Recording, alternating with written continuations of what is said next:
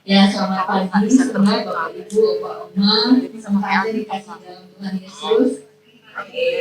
Ya. Ini hari ini adalah persekutuan kita yang pertama setelah 1 tahun nggak ketemu. 1 tahunnya cuma 2 kali Rabu ya, terus sudah ganti tahun sekarang. Jadi ini persekutuan pertama di tahun 2025. Biar kita tetap semangat, sukacita bersekutu ya. Nah, sebelum kita mulai persekutuan kita pada hari ini, kita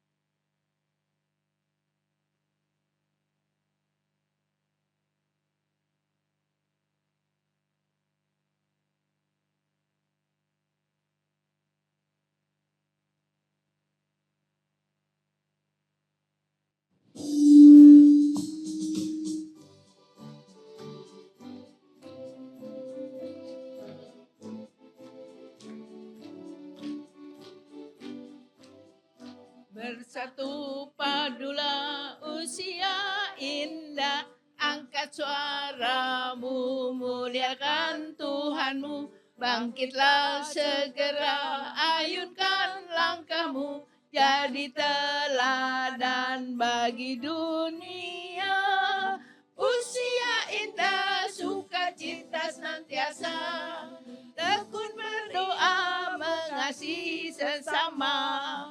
Usia indah, bersyukur senantiasa, teguh beriman, jadi berkat sesama.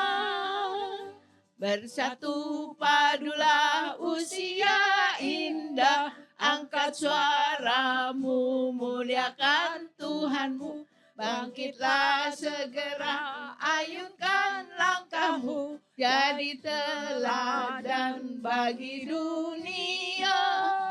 Usia indah, sukacita senantiasa, tekun berdoa, mengasihi sesama. Usia indah, bersyukur senantiasa, teguh beriman, jadi berkat sesama. Semangatlah usia GKI Gading Serpong.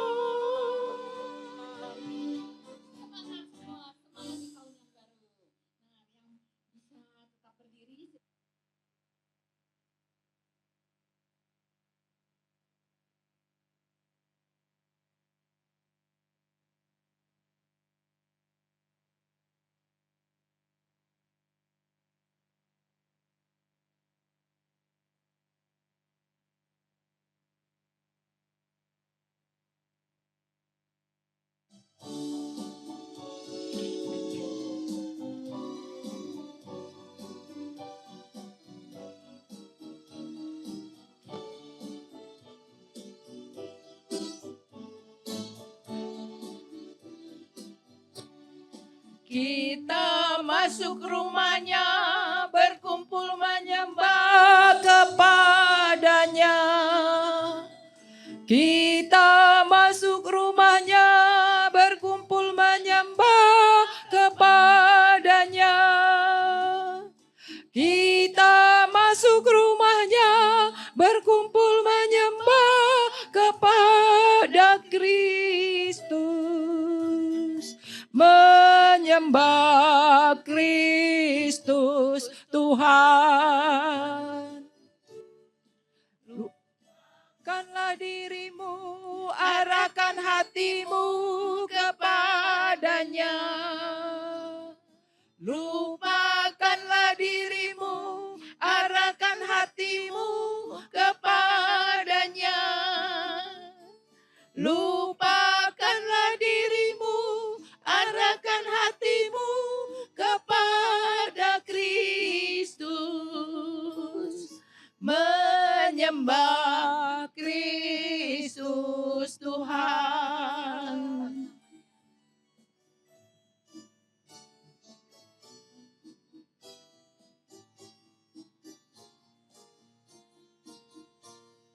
Muliakan namanya dan angkat tanganmu kepadanya. Muliakan namanya dan angkat tanganmu kepadanya. Muliakan namanya dan angkat tanganmu kepada Kristus.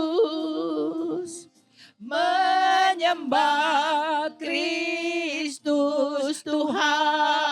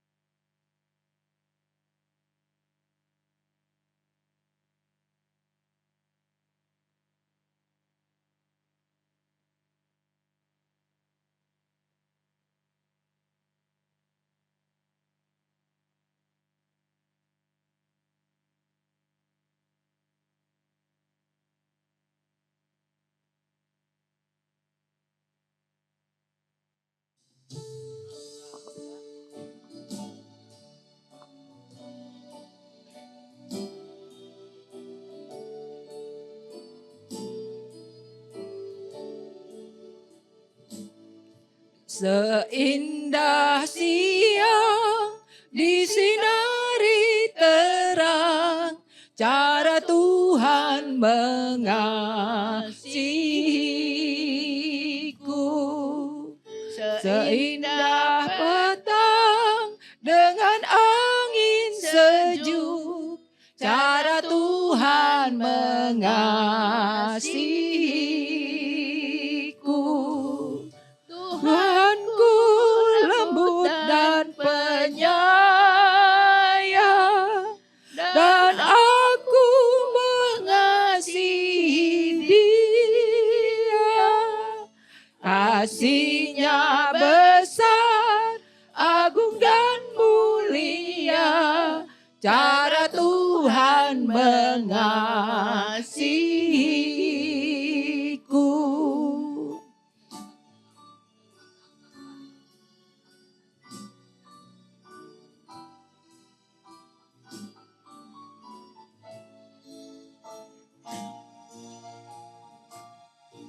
Sedalamnya laut, seluas angkasa, cara Tuhan mengasihiku. Seharum kembang yang tetap semerbak, cara Tuhan mengasihiku. Damai-Nya tetap besertaku, dan surgalah pengharapanku. Hidupku tentram, ku nikmati penuh, cara Tuhan mengasihiku.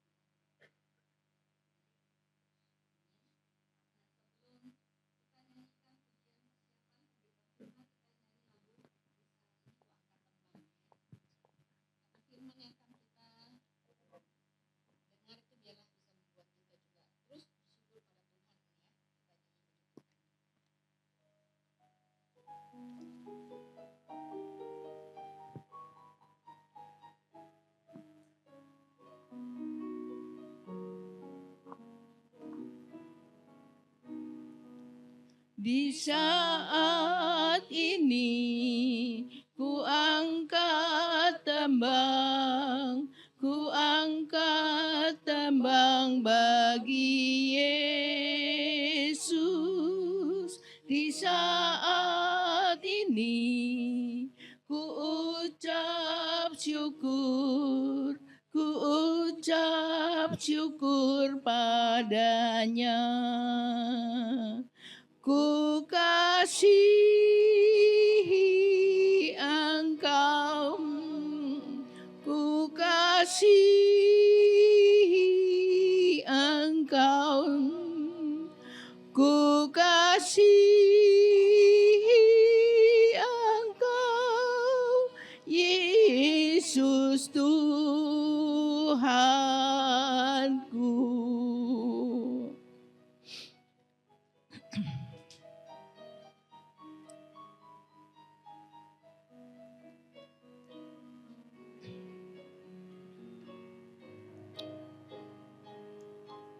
Di saat ini ku datang Tuhan, ku datang bersujud padamu.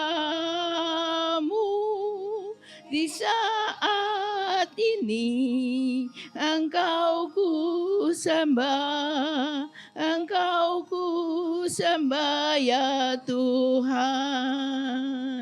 Ku kasihi Engkau, ku kasihi Engkau, ku kasihi Engkau, Yesus Tuhanku.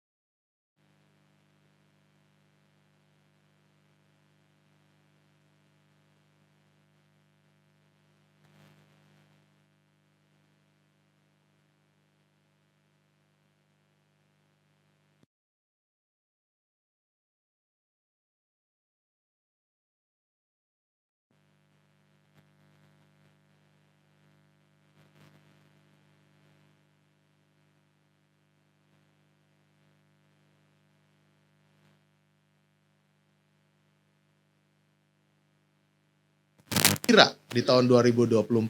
Tetapi tidak sedikit yang berurai air mata. Tahun 2024 bukan tahun yang mudah. Ya, kayak kita lepas dari pandemi udah setahun lebih. Ya, 2022 lah kira-kira kita lepas pandemi. Tapi efek pandeminya masih ada sampai sekarang. Belakangan nih kalau batuk juga kita nggak sembuh-sembuh ya. Gatel terus batuknya itu nggak sembuh-sembuh ya. Belakangan denger lagi ada virus baru ya. Sebenarnya itu virus lama sih sebenarnya, tapi mulai berkembang lagi nih di Cina lagi ya. Mesti diusir lagi pakai petasan mestinya itu ya. Nggak pakai petasan sih kemarin kayaknya itu. Ya. Jadi kalau dipikir, waduh, nggak gampang lewatin tahun 2024. Nah, menghadapi kenyataan hidup yang seperti ini, ada banyak orang yang kemudian berpikir, Tuhan tuh ada nggak sih? Saya rajin loh ke gereja, saya rajin pelayanan, saya rajin berdoa.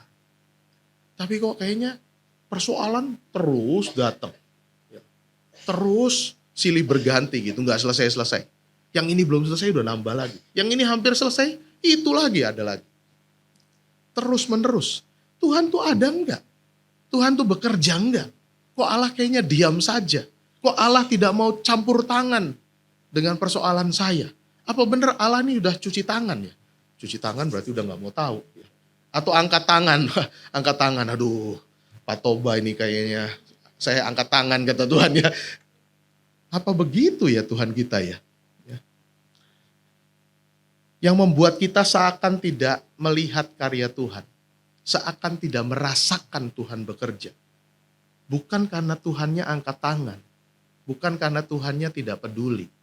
Yang menghalangi kita melihat dan merasakan karya Tuhan di tengah persoalan dan pergumulan hidup kita adalah kesedihan dan penderitaan itu membuat kita mengasihani diri berlebihan.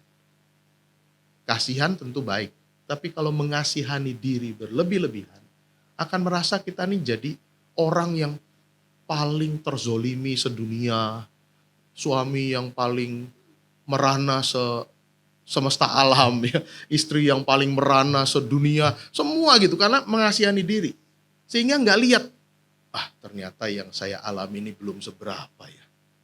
Nggak lihat, ternyata Tuhan tuh tetap menggendong saya, tadi Bu Yana bilang.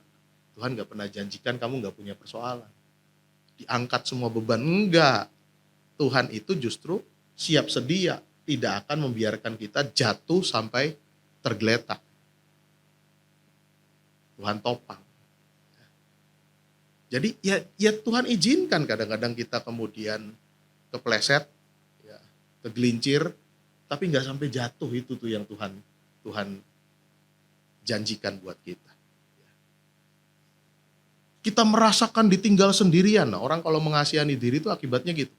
Mengasihani diri berlebihan kemudian rasanya cuman saya yang paling menderita sedunia. Cuman saya yang paling jelek sedunia. Tuhan gak sayang sama saya. Itu akhirnya. Tuhan tidak peduli pada saya. Yesaya 59 ayat 1. Coba kita buka. Yesaya 59 ayat 1.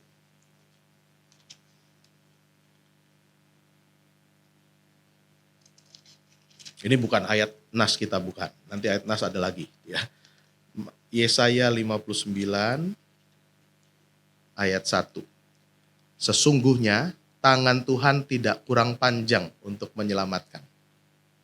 Dan pendengarannya tidak kurang tajam untuk mendengar. Jadi Tuhan bukan berarti kalau kok saya dibiarin sakit ya Tuhan. Bukan berarti Tuhan budek gak denger. Ya. Bukan berarti tangannya kurang nyampe gitu kalau mau ke kita. Enggak. Tapi lihat juga kadang-kadang. Akan tetapi kejahatan mula yang memisahkan kamu dari Allah. Dan dosa mula yang membuat wajahnya tersembunyi dari kamu. Sehingga ia tidak mendengar. Nah bisa jadi ada hal yang kemudian kita lakukan tidak berkenan di hadapan Tuhan. Ada. Ya. Tapi gimana Pak kalau ternyata saya baik-baik saja. Saya tidak melakukan perbuatan yang tercela. Tidak melakukan perbuatan dosa, tapi tetap diizinkan sakit, tetap diizinkan kemudian mengalami persoalan. Apa Tuhan kemudian berarti biarkan saya? Enggak. Tuhan kasih kita berkat dengan cara yang lain. Berkat Tuhannya mungkin kita tidak segera sembuh, tapi kita punya kekuatan untuk menanggung sakit itu. Bahkan di tengah sakit itu kita masih bisa jadi berkat buat orang lain. Masih bisa jadi saluran berkat buat yang lain, menguatkan yang lain. Nah itu berarti kan sebenarnya Tuhan bekerja, tapi bukan seperti apa yang saya mau. Tuhan bekerja memenuhi bukan seperti yang saya pengen, tapi Tuhan memenuhi apa yang menjadi kebutuhan kita. Memberi kekuatan dan kemampuan untuk bertahan. Dalam perikop kita hari ini, pemazmur mengingatkan kita bahwa Tuhan yang kita percaya itu bukan Tuhan yang diam saja. Bukan Tuhan yang masa bodoh. Bukan Tuhan yang kemudian tutup mata, tutup telinga. Bukan. Tuhan yang kita sembah itu adalah Tuhan yang sudah membuktikan karyanya. Ayat 2-4 dari Mazmur 46 tadi, dikatakan di sana Allah merupakan tempat perlindungan dan juga kekuatan yang menolong dan membuat kita aman sehingga tidak takut. Menarik, kata yang dipakai dalam bahasa asli Alkitab untuk tempat perlindungan itu, kalau sekarang kayak itu, shelter. Shelter itu apa ya? Tempat buat ngungsi, tempat buat ya singgah ya. Sementara kan berarti kalau shelter kan ya. Tempat pengungsian. Itu yang diterjemahkan dari kata makaseh. Bukan makasih, tapi makaseh. Bahasa Ibrani makaseh itu artinya tempat pengungsian, tempat untuk mencari perlindungan. Zaman itu, rakyat kadang diserbu oleh tentara-tentara. Nah mereka punya tempat-tempat perlindungan. Begitu masuk ke tempat itu, ada perjanjian. Tentara musuh nggak boleh menghabisi mereka. Kalau mereka sampai di tempat perlindungan itu, aman, terlindungi. Tempat perlindungan itu juga menjadi tempat melindungi dari bencana, dari persoalan. Ya. Kalau pernah mengunjungi daerah Gunung Merapi, belakangan itu setelah Gunung Merapi yang meletus tahun 2010, lalu kan nggak boleh lagi tinggal orang di sekitaran situ. Jadi tempat wisata, nah, salah satu tempatnya adalah ini, ada satu shelter, tempat berlindung dari awan panas. Ya. Tapi sayangnya waktu kejadian rupanya belum terlalu bagus dibuat tempat perlindungan itu. Ada yang lari ke situ, sembunyi di situ, malah kepanggang. Ya. Ada beberapa orang yang akhirnya meninggal karena awan panas itu ribuan derajat Celcius. Jadi jangan pikir apa wedus gembel itu namanya ya. Kalau orang Jawa bilang tuh wedus gembel itu yang kayak bulu kambing kan yang modelnya ngeruntel-ngeruntel itu. Itu panas sekali rupanya. Jadi dua kan, awan panas atau lahar dingin. Dua-duanya sama bahayanya tuh kalau Merapi meletus. Nah yang awan panas ini mereka bangun shelter tapi shelternya nggak cukup untuk melindungi. Masuk ke situ malah terpanggang ya. Menyedihkan. Nah shelter kita, tempat perlindungan kita, Tuhan kita, nggak seperti shelter yang Gunung Merapi itu. Ya. Ngeprank orang itu namanya ya. Melindungi malah jadi mati di sana. Enggak. Shelter kita, tempat perlindungan kita, Tuhan kita jelas itu tempat perlindungan yang paling aman. Tempat perlindungan bagi umatnya yang lemah dan tidak berdaya. Tempat perlindungan bagi mereka dari segala bencana. Ayat-ayat selanjutnya kan tadi dikatakan, kami tidak akan takut sekalipun bumi bergerak-gerak. Apa itu? Gempa ya. Sekalipun gunung-gunung berguncang, bahkan di dalam lautan itu bisa tsunami ya. Sekalipun bergelora dan berbuih airnya, gunung-gunung goyang oleh geloranya, kami tidak takut. Karena Tuhan menjadi perlindungan kita menghadapi bencana yang terjadi. Ia juga perlindungan dari berbagai ancaman dan gangguan. Dalam naungan Tuhan, kita sebagai umatnya aman mengalami keteduhan dan terhindar dari mara bahaya. Dan janji Tuhan pasti melindungi kita seumur hidup kita.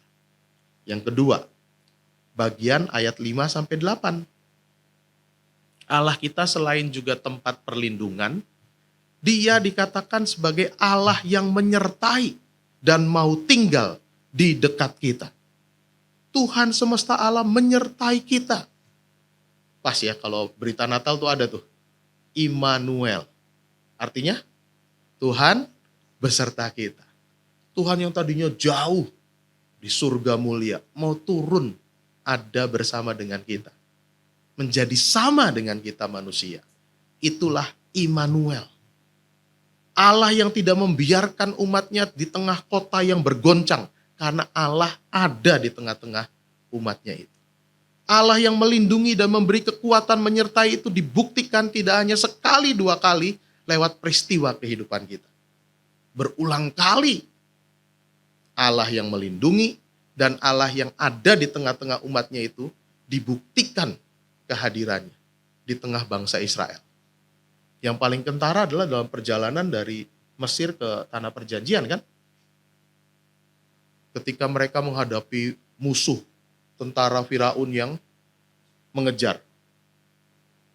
Bisa apa orang-orang ini? Bukan tentara kok. Orang Israel itu bukan tentara. Mereka budak kan, pekerja kasar. Loh, ini diserbu oleh pasukan dengan persenjataan lengkap. Nggak akan sanggup mereka melawan. Tapi secara ajaib Tuhan melindungi. Gimana? Mestinya itu cepat sekali kekejar kan? Tapi terus kemudian Tuhan belum laut terberau dulu, belum. Nah, ada cerita dulu sebelumnya. Ada tiang awan yang menghalangi. Nggak bisa lihat. Nggak bisa mengejar jadinya. Tuhan hadir melindungi. Ternyata kemudian tetap bisa ngejar, apa yang terjadi? Depan laut. Habis aja deh ini mestinya kan. Kan kadang hidup kita begitu ya. Dikejar dari sana, di depan buntu. Gitu juga kan hidup kita kan. Kayaknya udah mau kemana Tuhan, terbang gak bisa ya. Gali ke tanah gak bisa. Nah di situ, di titik itu Tuhan berkarya. Secara ajaib, malah laut itu terbelah. Lewat. Ketika musuh ngejar, mereka malah tenggelam. Tuhan melindungi, tapi juga Tuhan menyertai. Ketika malam, padang gurun itu pasti dingin sekali. Tuhan hadir lewat tiang api. Ketika siang panas sekali, Tuhan hadir lewat tiang awan. Tuhan menyertai sepanjang perjalanan itu. Dan itu menjadi simbol kehidupan kita sekarang. Tuhan yang sama bekerja. Tuhan hadir melindungi, Tuhan hadir menyertai. Masih ada Tuhan, itu dia ya. Lagu itu tuh ya, masih ada Tuhan. Tuhan gak berhenti untuk menyertai kita. Nah, apa yang kemudian harus kita lakukan untuk merespon Tuhan yang begitu rupanya berkarya buat kita? Ayat-ayat selanjutnya, ayat 9 sampai ayat 12, dikatakan dua hal harus kita lakukan. Satu, pergi dan pandanglah pekerjaan Tuhan itu. Bahasa Ibrani untuk pergi secara harfiah berarti lakukan perjalanan. Jangan tinggal diam. Ayo bergerak. Orang kadang kalau punya masalah, udah gak mau jalan ya. Pengennya mandek, berhenti. Udah males, gak mau ngapa-ngapain. Didoain aja cepat mati Pak Pendeta. Ayo, berapa orang yang pernah minta gitu? Ada gak yang udah minta gitu ke pendeta? Tapi kalau didoain marah ya. Begitu didoain, oke siap, mau siap meninggal? Ya kita berdoa sekarang. Marah ya. Tadi minta mati, gimana sih ini? Tapi itu simbol orang putus asa sebenarnya. Orangnya udah gak mau melanjutkan perjalanan. Pengennya berhenti, freeze. Ngadepin persoalan pengennya freeze, udah gak mau ngapa-ngapain. Terserah. Firman Tuhan hari ini mengatakan, Tuhan itu adalah Tuhan yang bertindak. Dia tempat perlindunganmu, dia tahu menjagamu, dan dia juga ada di tengah-tengahmu. Maka apa yang kau kerjakan? Pergi, pandanglah dia, lihat pekerjaannya. Jangan berhenti.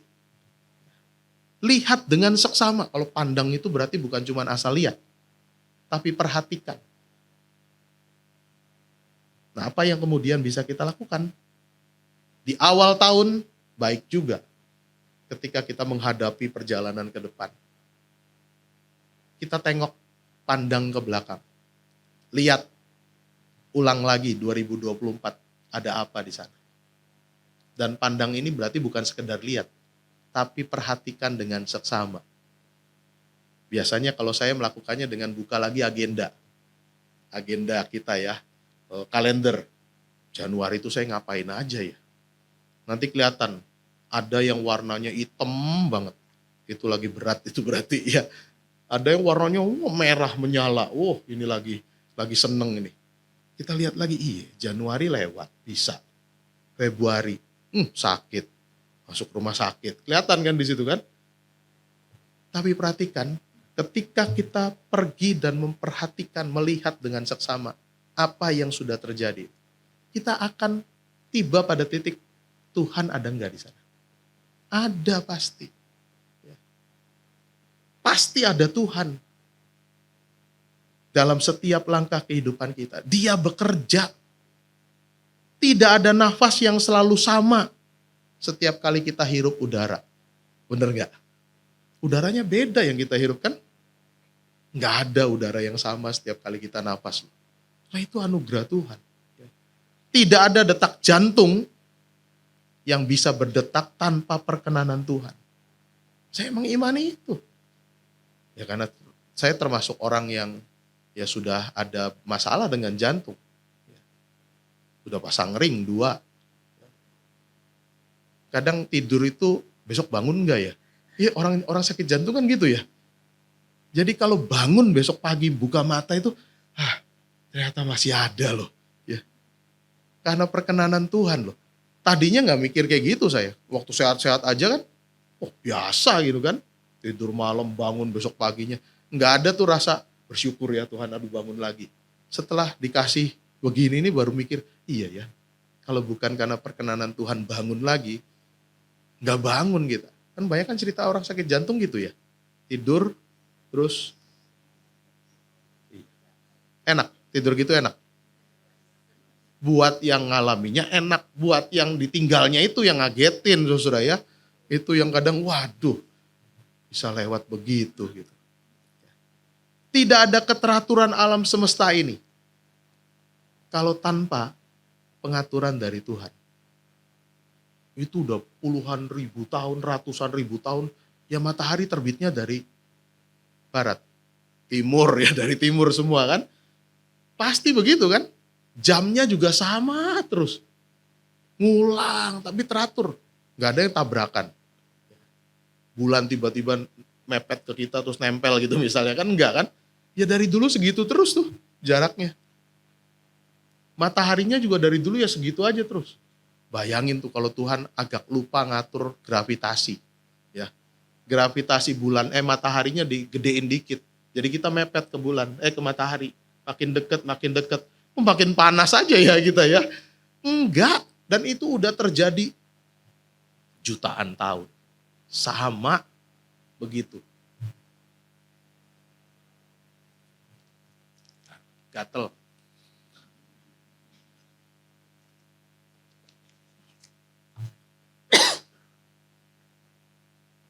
Karena di tengah oma opa jadi kadang-kadang ikutan ya.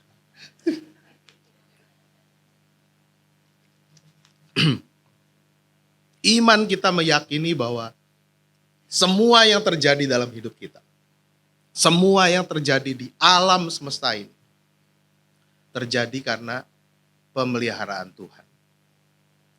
Tidak pernah terjadi karena kebetulan. Mungkin ketika kita belajar memandang ke belakang, 2024. Kita ketemu dengan sakit yang gak sembuh-sembuh. Jangan katakan Tuhan tidak bekerja. Jangan katakan Tuhan gak sayang sama saya. Perhatikan karya Tuhan dari sisi yang lain. Bagaimana Dia mempertemukan kita dengan dokter yang baik. Yang bisa dihubungi kapanpun. Jarang kan itu. Kita ketemu keluarga yang merawat dengan penuh cinta. Dia memberi kita kekuatan untuk tetap bekerja. melayani, berbagi berkat.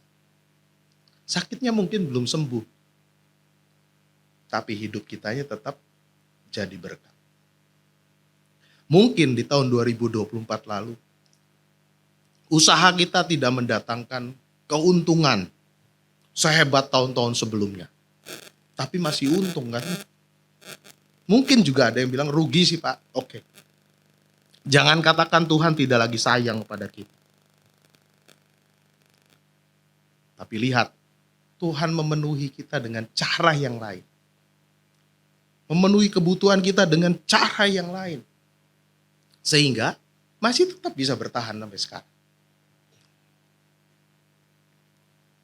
Yang kedua dikatakan bukan cuma pergi dan pandanglah, tapi diam dan ketahuilah. Seringkali kekecewaan membuat kita tidak bisa berdiam diri.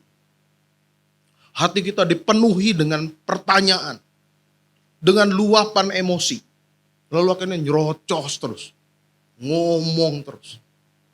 Penuh dengan pikiran-pikiran yang bukan cuma yang positif, tapi banyakkan negatif. Pemazmur mengajak kita setelah bergerak keluar tadi, dari zona nyaman kita, dari zona mengasihi diri sendiri. Untuk kemudian berdiam diri. Bukan diam gak bergerak, tetapi berdiam diri. Masuk saat hening. Untuk merenungkan apa yang kita lihat itu. Dengan berdiam diri kita bisa menenangkan hati dan pikiran kita. Makanya kalau habis khotbah, ada saat hening. Untuk kita menenangkan setelah dengar firman. Lalu apa ya? Tuhan bicara apa buat saya sekarang ini?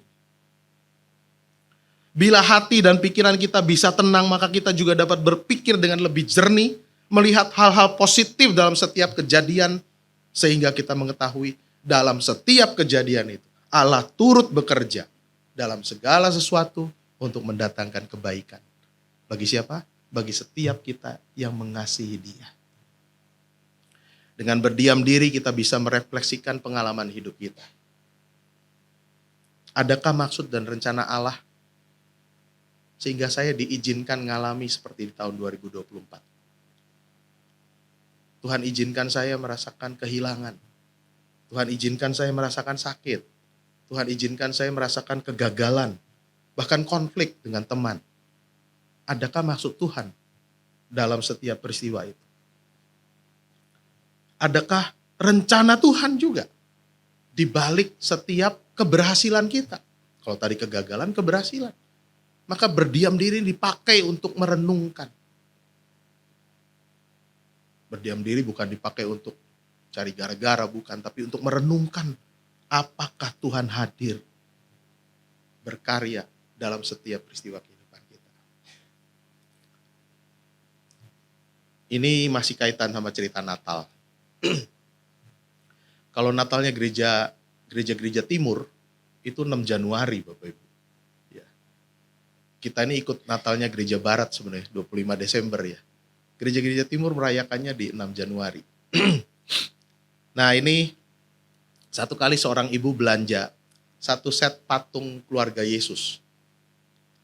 Yang itu loh, ada pondoknya, lalu ada palungan, Yusuf, Maria yang berlutut, lalu ada bayi Yesus. Ya. Lalu ada binatang-binatang. Nah binatang apa biasanya yang ada? Hah? Domba? Oh itu mah biasa. Coba ada 2 binatang lain loh. Keledai. Atau lembu. Ya, 2 itu tuh ada. Ah itu ada ceritanya lagi. Nanti aja Natal tahun 2025 saya cerita ya. Ini cerita yang lain dulu ya. Kenapa dipilihnya cuma keledai sama lembu? Ada nanti ceritanya. Jadi tunggu Natal 2025. Kalau saya khotbah di sini ya. Lama banget kata Bu Yanti. Ini cerita lain nih. Ada satu ibu beli perangkat itu tadi. Hiasan keluarga Yesus itu. Sesampainya di rumah, ketika dibuka, disusun. Lah, patung Marianya lebih. Ada 2. Kalau kurang kita pasti balik lagi kan ya. Kalau lebih gimana? Ah, kebetulan lebih ya. Berarti buat cadangan ini kan ya. Biasanya gitu kan. Buat cadangan, siapa tahu nanti pecah, ada gitu. Tapi si ibu ini bilang ke suaminya, antar lagi saya ke toko itu. Saya mau balikin. Kalau di kotak kita ini ada lebih satu patung Maria, berarti ada kotak lain yang kurang gitu kan. Oh hebat ya punya pikiran gitu ya. Kalau kita kan, udah bonus ini, bonus Natal gitu ya. Hebat. Ibu ini kemudian bilang, suaminya bilang, udahlah. Nanti kalau ada yang kurang juga pasti orang protes, diganti sama tokonya. Tapi ibu ini bilang, enggak, itu ngerepotin. Ayo kita balik ke tokonya. Jadi balik lagi ke toko, lalu minta izin sama yang punya toko, boleh nggak saya cari barangkali ada yang kurang patung Maria. Yang nggak dikasih izin lah. Apalagi kalau sekarang itu udah di wrapping ya, pakai plastik kan. Kalau dibuka kan berarti kesannya udah pernah dilihat bekas gitu. Jadi pemilik toko bilang nggak, jangan, dia bilang jangan. Nah terus gimana ini kelebihan patung Maria ini? Kemudian ada ide. Si ibu ini menuliskan nomor telepon rumahnya. Zaman itu masih pakai telepon rumah, belum HP ya. Telepon rumah, jadi siapapun yang beli kurang patung Marianya, silakan hubungi saya di nomor ini. Ditaruh di rak itu. Diizinkan oleh pemilik tokonya. Berhari-hari sampai menjelang Natal nggak ada telepon. Berarti ini betul kata suaminya ini salah, masukin aja lah. Yang lain juga komplit, cuman ini aja lebih gitu. Sampai kemudian malam Natal ada telepon berdering. Lalu di seberang sana ada suara perempuan yang bergetar bilang, betulkah ini nomor ibu ini? Sebut namanya. Oh ya betul. Si ibu tadi pikir ini pasti yang kekurangan patung Maria. Tapi ternyata enggak. Perempuan di seberang telepon itu mengatakan, saya nggak tahu lagi mesti menghubungi siapa malam ini. Saya udah nggak punya apa-apa. Ya, anak saya belum makan. Cuman saya lewat di depan toko itu dan saya lihat ada nomor telepon yang bisa dihubungi. Lalu saya kontak ibu, saya beranikan diri mengontak ibu. Si ibu ini langsung bilang, kamu di mana tinggal? Tunjukin, kasih alamat, lalu kemudian si ibu ini berserta dengan suaminya datang ke sana. Di rumah itu, di apartemen sederhana, flat itu ya. Ada satu ibu dengan 3 orang anak kecil-kecil, bahkan satu masih sangat balita, yang menggigil kedinginan. Karena listrik ke rumah itu sudah diputus. Sudah nggak bayar. Padahal ya ini terjadinya di negeri yang bersalju ya. Kalau diputus listrik, nggak ada penghangat ruangan, di tengah cuaca yang sangat dingin, beku, bisa sangat menggigil, apalagi anak-anak. Jadi dia bilang, saya nggak tahu mesti ngomong ke siapa. Melihat keadaan itu, wah kaget lah keluarga ini ya. Ya udah mereka buru-buru kemudian beli perlengkapan makan.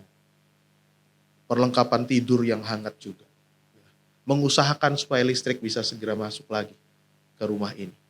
Dan selama beberapa waktu ke depan, keluarga ini disantuni oleh keluarga yang tadi.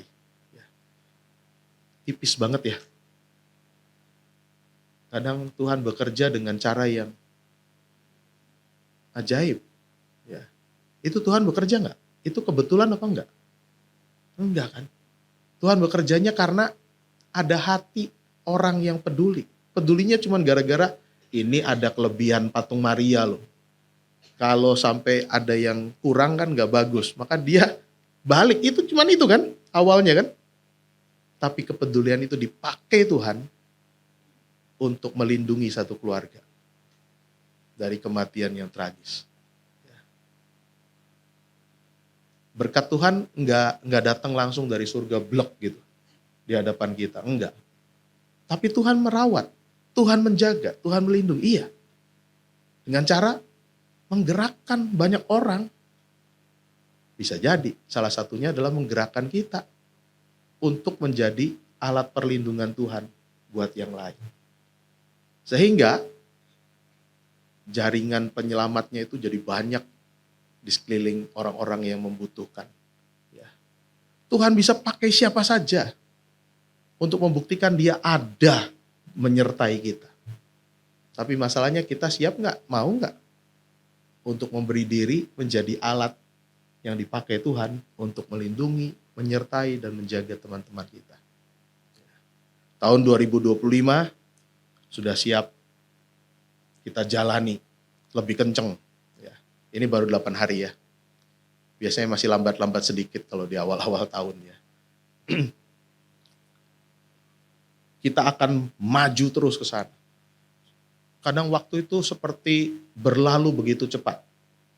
2024 Januari awal itu saya khotbah di awal tahun. Kok ya kemarin sudah akhir tahun saya mimpin khotbah lagi. Ya, cepet banget waktu ya. Kalau kita cuma lihatnya seperti kronologi, ya memang kayaknya cepet. Pagi, siang, sore, malam lagi, besok lagi pagi gitu kan. Terus hari berganti. Lama-lama berlalu begitu cepat. Tapi waktu itu bukan cuma kronos, tapi kairos. Kesempatan yang Tuhan beri. Karenanya akan ada banyak kairos di 2025. Akan ada banyak kesempatan Tuhan bukakan buat kita di tahun 2025. Untuk membuktikan bahwa Ia adalah sumber perlindungan kita. Dan Dia menyertai kita. Tidak pernah ada habis-habisnya. Karenanya pada tangan siapa kita menyerahkan hidup kita? Ya tentu hanya kepada tangan Tuhan. Nah ini yang pernah saya juga bagikan nih. Waktu itu sih pakai gambar. Masih ingat gak? Bola basket di tanganku cuman seharga 200.000 rupiah. Tapi bola basket di tangan LeBron James, pemain NBA ya, itu bisa jutaan US dollar. Tergantung tangan siapa yang pegang. Raket tenis di tanganku cuman bisa buat olahraga. Tapi raket tenis di tangan siapa ya zamannya opa-oma ya? John McEnroe. Ya bener ya. Ivan Lendl. Bener ya? Chris Evert. Kok saya tahu ya? Saya seneng baca berita olahraga dari zaman-zaman SD dulu. Jadi nama-nama petenis terkenal zaman dulu saya tahu tuh. Ya. Itu kalau di tangan Ivan Lendl, John McEnroe itu berarti juara Grand Slam. Tergantung tangan siapa yang pegang.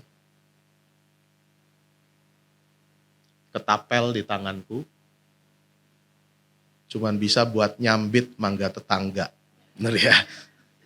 Tapi ketapel di tangan Tuhan, di tangan Daud bisa jadi alat untuk mengalahkan Goliat. Tergantung tangan siapa yang pegang. Tongkat di tanganku cuman buat bisa ngusir anjing galak lah, yang ngejer-ngejer ya. Tapi tongkat di tangan Musa bisa untuk membelah lautan. Tergantung tangan siapa yang pegang. 5 roti 2 ikan di tanganku. Jadi filet of fish McD. McD itu. Ya ada ya filet of fish McD yang susun gitu ya. 5 roti 2 ikan. Tapi 5 roti 2 ikan di tangan Tuhan Yesus bisa untuk memberi makan 5.000 orang laki-laki saja loh itu baru. Sisa 12 bakul.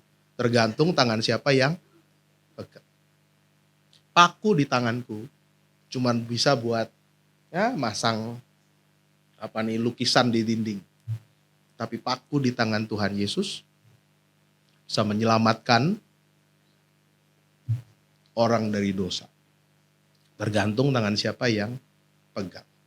Jadi, mau di tangan siapa hidup kita diserahkan di tahun 2025 ini? Tentu mestinya di tangan Tuhan. Tuhan yang menjadi sumber perlindungan kita. Tuhan yang juga menyertai. Immanuel ada bersama dengan kita. Tuhan menolong dan memberkati kita. Amin.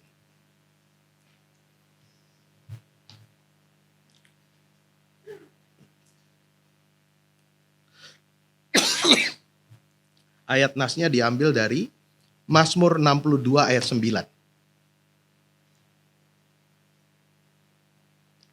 Itu sudah ada.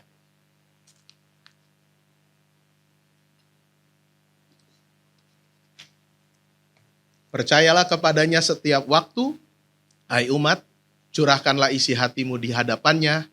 Allah ialah tempat perlindungan kita, shelter kita. Ya. Percayalah kepadanya setiap waktu, hai umat, curahkanlah isi hatimu di hadapannya. Allah ialah tempat perlindungan kita. Ini jadi hafalan ya? Udah hafal belum? Enggak jadi hafalan.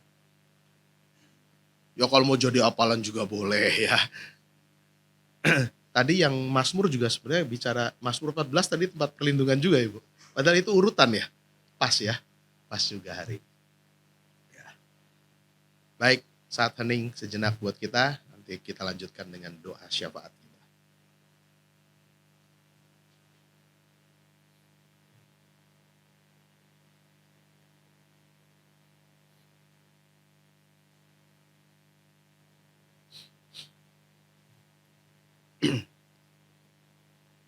Mari kita berdoa. Ya Bapa, kami bersyukur kami sudah memasuki tahun 2025. Kami terbatas, kami punya banyak kelemahan. Kami tidak tahu apa yang akan terjadi di tahun 2025 ini. Tapi yang kami tahu pasti, kami punya Tuhan yang kuat kuasanya besar, yang kasihnya melampaui dari apa yang bisa kami pikirkan. Dan karena kasih itulah Tuhan menjadi tempat perlindungan kami yang abadi. Tempat perlindungan kami yang kokoh, bukan yang asal jadi. Tuhan juga menyertai kami, ada bersama dengan kami dalam segala musim kehidupan kami. Menjadi Sang Immanuel, Allah beserta kita. Terima kasih untuk janji Tuhan yang pasti itu.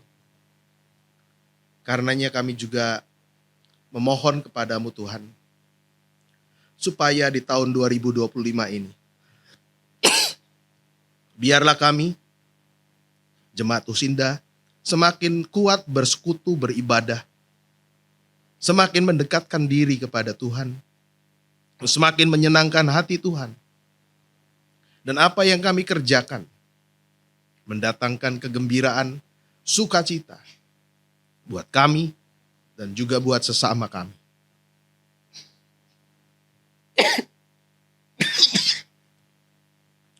Kami juga saat ini berdoa Tuhan untuk kesehatan kami semua. Terkhusus juga para pengurus Komisi Husinda. Biarlah dengan kesehatan yang ada, kami boleh mengerjakan tiap bagian kami, tiap peran kami, dengan baik, dengan optimal.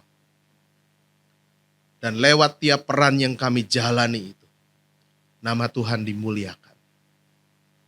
Ada dampak yang kami bagikan, ada berkat yang juga boleh dialami oleh sekeliling kami, oleh keluarga kami, oleh teman-teman kami, oleh teman-teman persekutuan kami, komunitas kami di gereja, di tengah lingkungan kami hidup dan dimanapun kami berada.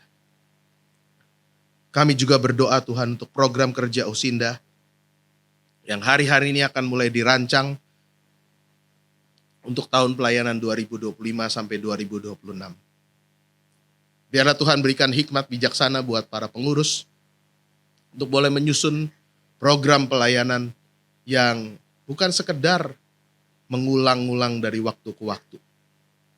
Tapi justru kami mau mengerjakan program pelayanan yang memenuhi kerinduan dan kebutuhan umat Tuhan, umat Husinda di tempat ini. Kami juga berdoa Tuhan untuk memenuhi kerinduan kami punya gedung gereja sendiri. Biarlah kami bersahati, mengerahkan seluruh daya dan kekuatan kami untuk boleh mewujudkan kerinduan kami. Kami boleh membangun gedung gereja ini. Terutama bukan hanya hal fisiknya saja, tapi juga membangun kebersamaan sebagai umat Tuhan. Sehingga gedung gereja nanti sungguh kemudian menjelma menjadi rumah, tempat kami berkumpul bersama, tempat kami bersekutu bersama, tempat yang nyaman untuk kami pulang tempat yang nyaman untuk kami mencari jalan keluar untuk setiap persoalan yang kami hadapi. Kami rindu gereja kami bertumbuh menjadi persekutuan keluarga yang memulihkan, menguatkan, dan penuh keramah tamahan. Kami berdoa untuk proses pembangunan yang mulai berlangsung. Biarlah para pekerja diberi keselamatan dan perlindungan. Dan pada waktunya gedung gereja ini selesai dan boleh kami gunakan. Kami berdoa untuk setiap kami dengan rupa-rupa hal yang sedang kami hadapi dan akan kami hadapi. Pergumulan-pergumulan yang masih kami jalani. Biarlah kuat kuasa Tuhan menjadi perlindungan kami. Dan penyertaan pemeliharaan Tuhan membuat kami kuat untuk melanjutkan perjalanan supaya kemudian nama Tuhan makin dimuliakan dengan hidup kami. Secara khusus kami berdoa juga untuk saudara kami yang berulang tahun. Tanggal 8 Januari ini untuk Ibu Siana Sutandar. Kami bersyukur dengan bertambahnya usia buat Ibu Siana, berarti bertambah-tambah juga pemeliharaan dan kasih Tuhan, berkat Tuhan kepadanya. Dan biarlah dengan berkat yang dari Tuhan itu, Ibu Siana boleh menjadi alat kebaikan dimanapun beliau ditempatkan oleh Tuhan. Di tengah keluarganya, di tengah pergaulannya bersama dengan teman-teman, komunitas, di gereja, dimanapun Tuhan menghadirkan beliau. Berikan kesehatan, kekuatan, dan rezeki yang secukupnya untuk boleh menjalani kehidupan dengan baik, bahkan menjadi saluran berkat buat yang lain. Terima kasih Tuhan, inilah syafaat kami naikkan doa ini hanya di dalam nama Tuhan kami Yesus Kristus, Tuhan dan Juru Selamat kami yang hidup. Amin.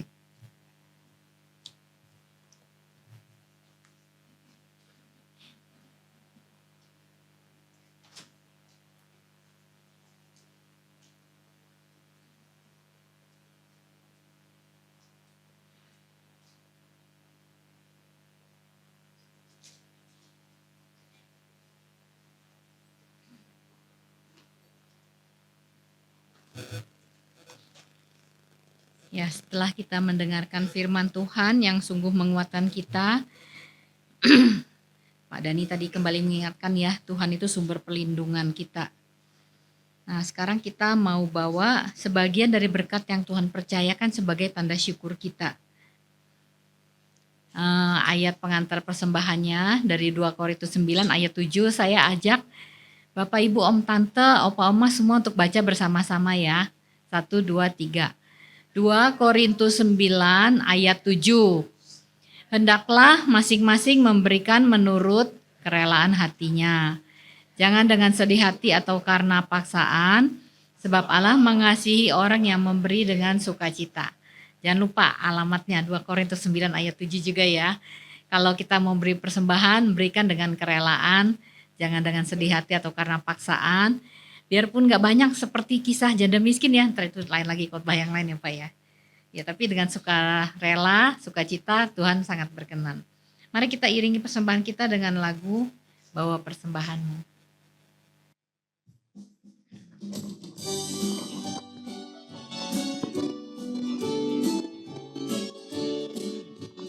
Bawa persembahanmu dalam rumah Tuhan dengan rela hatimu, janganlah jemu. Bawa persembahanmu, bawa dengan suka. Bawa persembahanmu, tanda sukacitamu. Bawa persembahanmu, ucaplah syukur.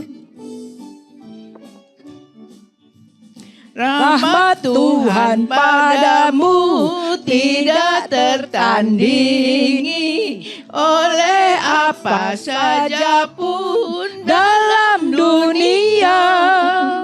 Kasih dan karunia sudah kau terima. Bawa persembahanmu, tanda sukacitamu. Bawa persembahanmu, ucaplah syukur.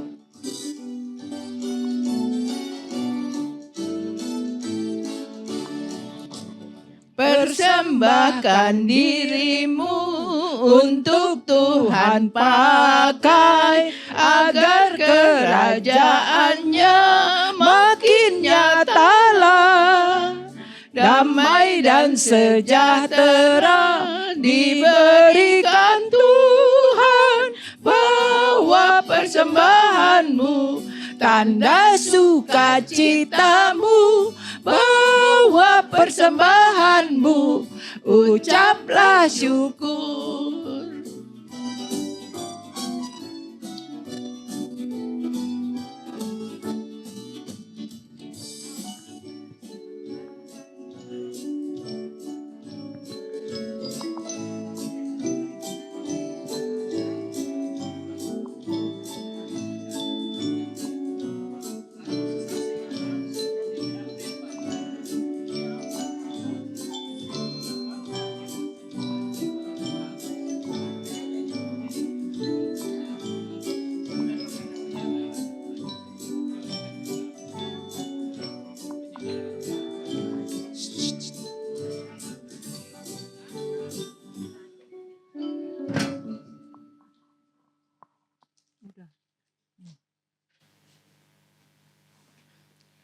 Mari kita bawa persembahan kita dalam doa.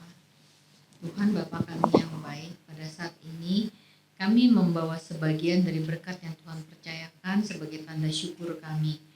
Sungguh Tuhan, melewati tahun yang lalu kami melihat betapa Tuhan selalu menyertai kami. Kau adalah Allah yang setia pada janji-Mu. Engkau yang menjanjikan bahwa ketika kami jatuh tidak akan sampai tergeletak, karena tangan-Mu akan menopang, dan sudah kami rasakan semua janji-janji-Mu. Terima kasih ya Bapa. Saat ini biarlah persembahan ini boleh Tuhan pakai untuk memperluas kerajaan-Mu. Di dalam nama Tuhan Yesus kami berdoa. Amin. Saya undang Bapak Ibu Maupa semua untuk bangkit berdiri. Kita akan nyanyikan Jangan nempel pujian penutup. mic-nya. Jarakin lima. Judulnya Berlimpah Sukacita di Hatiku. Apakah Oma Opa, Bapak Ibu semua berlimpah sukacitanya? Ya, amin ya. Kita nyanyikan sungguh-sungguh dari hati ya. Berlimpah sukacita di hati kita.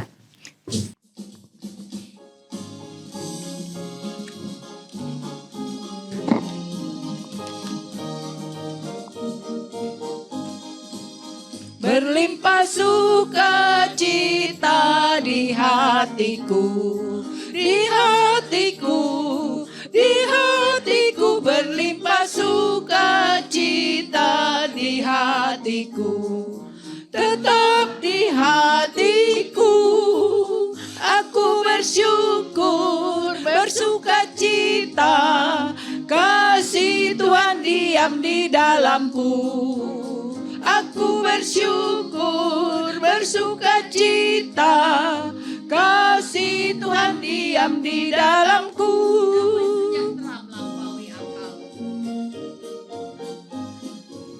Damai sejahtera melampaui akal di hatiku, di hatiku, di hatiku. Damai sejahtera melampaui akal di hatiku, tetap di hatiku. Aku bersyukur, bersukacita, kasih Tuhan diam di dalamku. Aku bersyukur, bersukacita, kasih Tuhan diam di dalamku.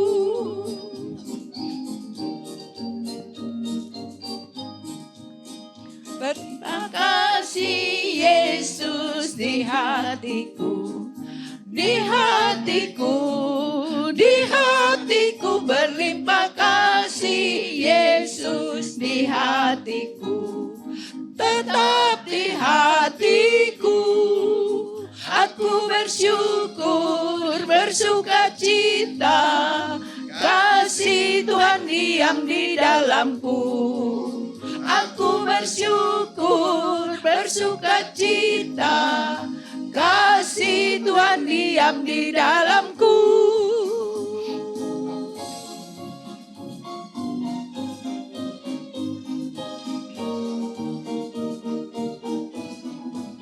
Kini tiada lagi penghukuman di hatiku, di hatiku, di hatiku, kini tiada lagi penghukuman di hatiku.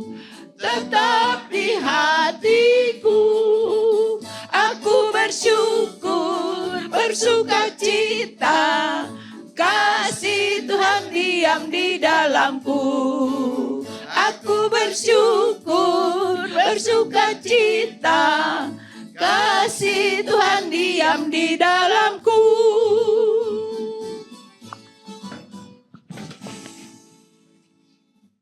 Mari kita berdoa. Tuhan, kami berlimpah sukacita karena kami juga berlimpah kasih setia Tuhan dalam kehidupan kami. Terima kasih untuk penyertaan Tuhan. Kami boleh melewati tahun 2024. Dan kini kami mulai menapaki tahun 2025.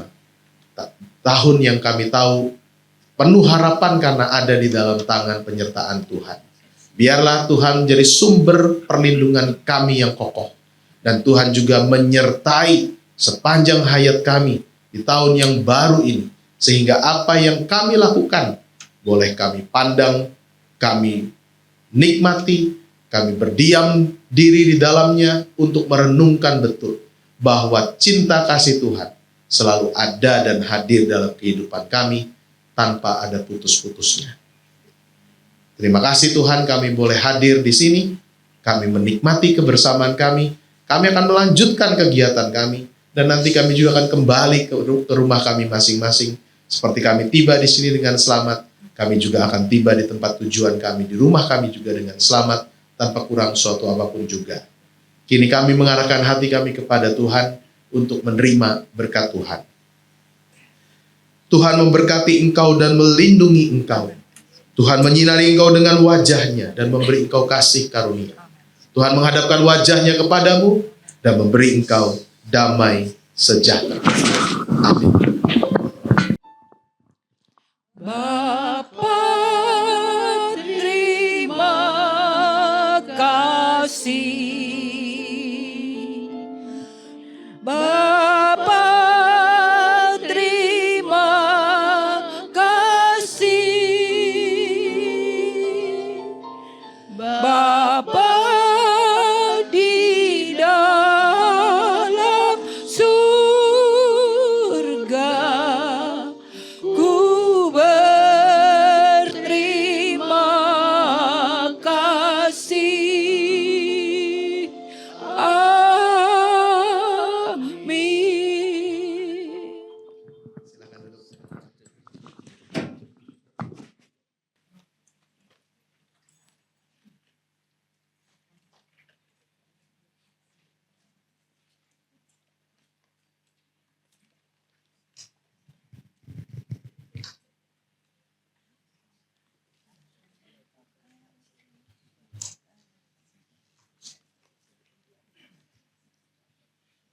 Saya mohon waktunya sebentar. Sebelumnya, selamat tahun baru pada semua Bapak Ibu yang hadir. Dalam firman yang disampaikan, yang kita dengar tadi, oleh benar menguatkan kita memasuki tahun yang baru ini. Karena Tuhanlah yang melindungi, yang akan melindungi kita. Saat ini saya akan membacakan warta untuk hari ini. Atas nama pengurus Komisi Rusia Indah, kami mengucapkan terima kasih kepada Bapak Pendeta Dani yang sudah membawakan firman-Nya. Terima kasih juga kepada pemimpin ujian, Ibu Penatua Yana, pada singers, Ibu Hetty Suhendra dan Ibu Tina Simanjuta, kepada pemusik Bapak Pencoro, pada untuk penerima tamu Ibu Lani Jayadi dan Ibu Tung Lianyo, untuk multimedia Saudara Kevin, Saudara Efrat dan Ibu Eva. Tuhan memberkati pelayanan Bapak Ibu sekalian. Tema persekutuan kita minggu yang akan datang tanggal 15 Januari 2025 adalah rasa haus akan Allah. Membicara Bapak Philip Theodorus. Pemimpin pujian Ibu Aji Karyati, singer Ibu Hermin dan Ibu Chandrawati, pemusik Ibu Novi, penerima tamu Ibu Kok Ivy dan Ibu Murwati Suripto, pembaca warta Ibu Rini Raharjo. Apakah ada tamu yang hari ini baru datang? Ada? Tamu? Oh, enggak ada. Pengumuman dari komisi hari ini, setelah persekutuan Usinda ada MMA dan latihan paduan suara. Tanggal 10 Januari, jadi lusa ya, hari Jumat ada latihan angklung. Karena saya dengar latihan angklungnya harus ini nih, karena mau mengisi di Basis Banten. Latihan angklung pukul 10. Kegiatan melukis tentu tidak ada pada hari ini. Ya, jadi selamat siang. Hari Rabu depan kita